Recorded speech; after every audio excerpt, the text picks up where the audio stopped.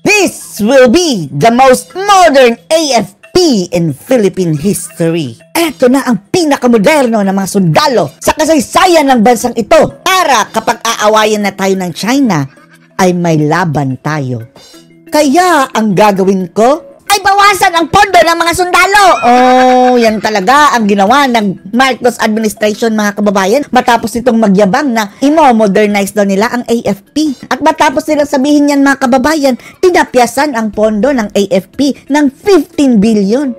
Kaya ang sabi ni Bato, ano ba tong mga taong ito? Iba ang ginagawa sa mga sinasabi. Pinaglaban daw yan ng Bato, mga kababayan, yung budget ng AFP.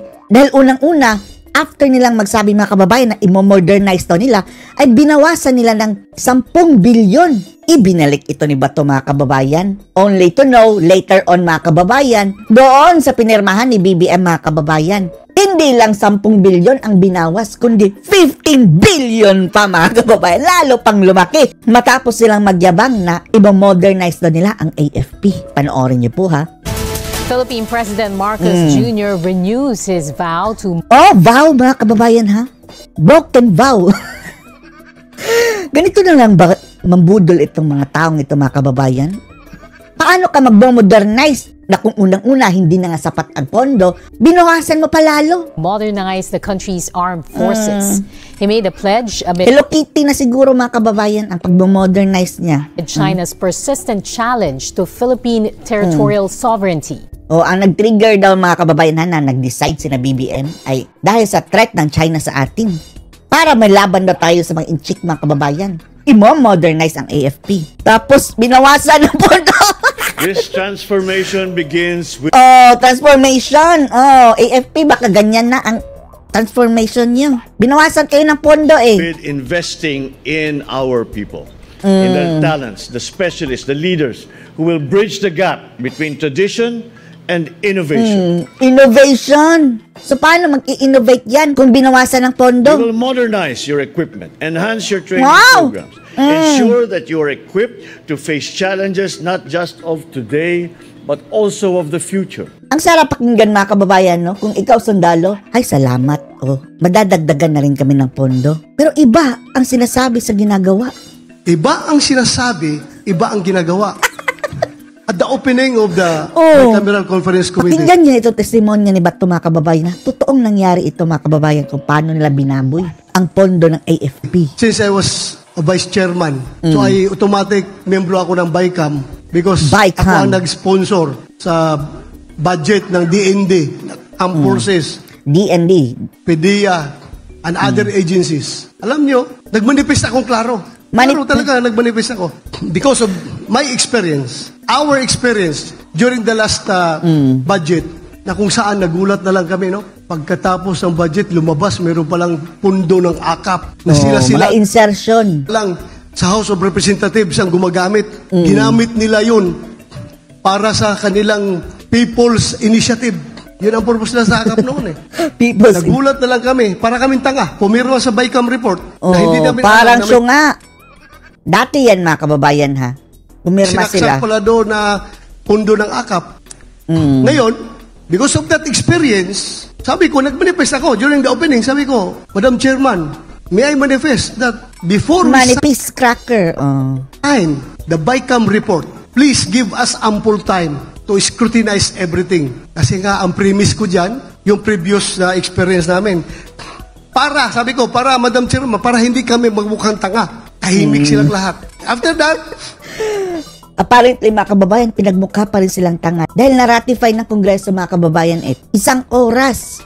1 oras lang ang chance ng mga congressman, mga kababayan, na basahin yung bulto-bulto mga pages, mga kababayan. Minadali silang ipapasa yun, iparatify. Less than 1 hour. Kahit pa sino, mga kababayan, hindi kayang i-review lahat ng iyan. sila-sila nila nag-usap. Bumalik kami for the second and last meeting ng BICAM. Diretso na, pinapapirma na kami ng BICAM report. Pinapapirma. Kasama na doon yung mga blanco, ha? Hindi ko pa nga nabasa yung BICAM report, papirmahin na niyo ako. Wala akong magawa. Iisa lang ako Lahat sila, yung ibang nandol, pumirma. Nung ginawa ko, nag-walk out ako. Tumayo ako, umalis ako. Yan ang dapat, mga kababayan, Walang paninindigan yung ilang mga kongresista at mga senador. na pumirma na lang basta-basta? Hindi ko pipirma dyan dahil may experience na tayo. Oh, Robin Hood. Baka kasali ka sa pumirma, Robin. Anong pinagsasaksak nila sa budget? So ito na nga, lumabas nga. Nung umaga, nagpirma kami sa BICAM report. Nagpirma sila sa BICAM report. Pagkahapon, lumabas yung BICAM report, yung soft copy. Pinadala sa mga opisina namin. At doon, nakita ko talaga na may mga blanco na mga amounts doon sa pundo ng Department of Agriculture. But then, again, diretso, ratification, pagkahapon, somewhere, mga gabi na, mga 7 to 8 o'clock ng gabi. Ratified yung BICAM report. Oh, minadali masyado mga kababayan. Hindi ako sumama sa ratification. Hindi ako bumoto. Dahil hindi nga ako pumirma ng BICAM report, buboto pa ako. Ano kayo? Hilo? Nakalusot na yung BICAM report. Yun na. Alam nyo, napakaraming pinagtatanggal. Ito ang masama. Masama talaga. Ito na mga kababayan, yung AFP modernization. Ang daming legislator. Alam, parang naglulukuhan tayo ba? Kapag mayroong nangyari na pambubuli ng mga Chinese sa West Philippine Sea. Oo. Yan ang kanilang dinahilan mga kababayan ha, sa AFP modernization daw. Dahil sa tensyon sa West Philippine Sea natin laban sa China. Alam mo, anong sabi ng mga magagaling na legislator? We condemn to the highest terms. Oh, we condemn to the highest term. Naalala niyo mga kababayan, sinatambalos-dos, nagpunta pa ng West Philippine Sea banda. Hindi talaga doon, pero doon banda sa dagat. Dahil kapang-kapangan, tapos pinaltasan pala yung budget mga kababayan. At pinayagan naman ni BBM. Oh, just me. Yung ginawang pambubuli ng mga Chino sa ating mga mangingisda, sa ating mga sundalo, ang dadaldal nila. Sa ating mga Navy, sa ating mga Coast Guard. Kaya kailangan suportahan natin ang pag-modernize ng ating armed forces so that makuha natin yung credible defense posture.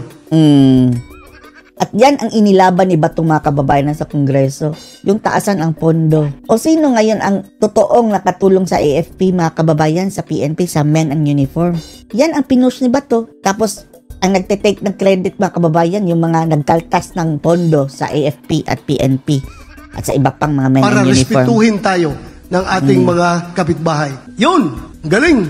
Pagdating ng budget deliberation, yung 50 billion na AFP Modernization Fund ng NEP na sinabit ng Malacanang to the House of Representatives, tinapyasan nila ng 10 billion. Oh, tinapyasan ng 10 billion. Ang 50, ginawang 40. So, paano na yan naging modernization? Yun ang nakalagay sa GAB. Pagdating doon sa Senado, since ako ang chairman, ako ang nag-defend ng budget na yan, kinausap ko yung chairman ng finance na si Senator Grace Poe. Hindi ako papayag si Grace hindi natin ibalik yung budget na yan. Ibalik natin yung 10 billion. True enough. Nabalik namin ang 10 billion. Naibalik di ba ito mga kababayan pagdating sa Senado? Kinaltas na tambalos-los. Doon sa Senate version, 10 billion. Naibalik, 50 billion uli. Pag-akyat doon sa BICAM, paglabas sa BICAM, mas malaki pang tinapyasan ng 15 billion. Mas lalo pang lumaki ang kaltas mga kababayan. Diyos me, yung 15 billion. Ang kinaltas ha, yun sana gagamitin for, hindi nga, for modernization. Para lang mga kababayan, as is, kung ano ang estado ng ating AFP at mga men in uniform ngayon. Dahil kung mag-modernization ka mga kababayan, ay dapat doble. Kung 50 billion ang hinihingi, dapat 100 billion ang ilalaan. Yan, tinanggalan pa. Nasa bare minimum na nga ang budget mga kababayan, tinapyasan pa. Ayun, nakakakalungkot. Iba ang sinasabi, iba ang ginagawa. Kaya, mga gagva, no? Tayong lahat nandito, please educate our voters. Dahil iba ang sinasabi, iba ang ginagawa. Anong modernization ang pinagsasabi mo, ngagva? Yan ba, Hello Kitty na? Tinapyasan ng pondo at ultimately mga kababayan, pinasa ni BBM. Naging batas na yung tapyas ang 15 billion. Kung matino ka talaga mga kababayan, ikaw ang commander-in-chief. Bakit nyo tinapyasan ito? Balik ulitin nyo. Tapos mga blanco, walang paninindigan mga kababayan. Anong masasabi nyo dito? Post your comments below.